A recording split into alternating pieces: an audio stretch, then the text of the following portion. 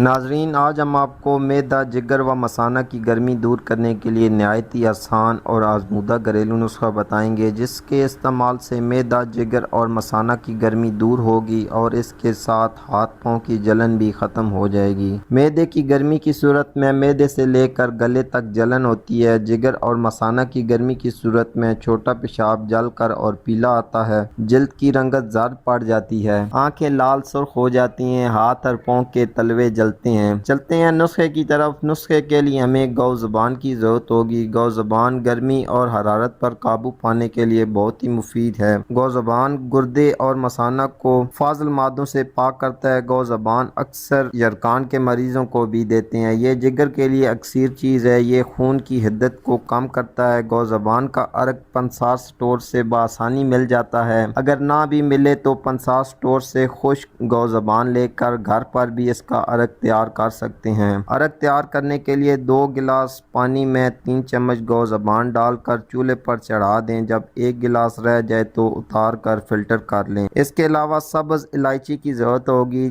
سبز الائچی جسم میں ٹھنڈک پیدا کرنے کے لیے بہت ہی مفید ہے۔ سبز الائچی دل کو تقویت دیتی ہے اور معدے کو ٹھنڈا کرتی ہے۔ یہ پیشاب کی نالی میں سوزش اور انفیکشن کو بھی ختم کرتی ہے۔ نسخے کی ترکیب سن لیں۔ 30 گرام سبز الائچی لے کر باریک پیس کر سفوف بنا لیں۔ اب روزانہ صبح و نہار منہ چھوٹی آدھی چمچ سبز الائچی کا سفوف گو زبان کے عرق کے ہمراہ لے لیں۔ گو زبان کا عرق آدھا گلاس ہی کافی ہے۔ اس کے 5-7 دن کے استعمال سے معدہ، جگر اور مثانہ کی گرمی دور ہو جائے گی۔ اس نسخے کے استعمال کے دوران گرم اور تلی ہوئی اشیاء سے مکمل پرہیز کریں۔ آج کے لیے اتنا ہی ناظرین۔ امید کرتا ہوں آج کی ویڈیو آپ کے لیے مفید ثابت ہوگی۔ اسی کے ساتھ اجازت چاہتا ہوں۔ اللہ حافظ۔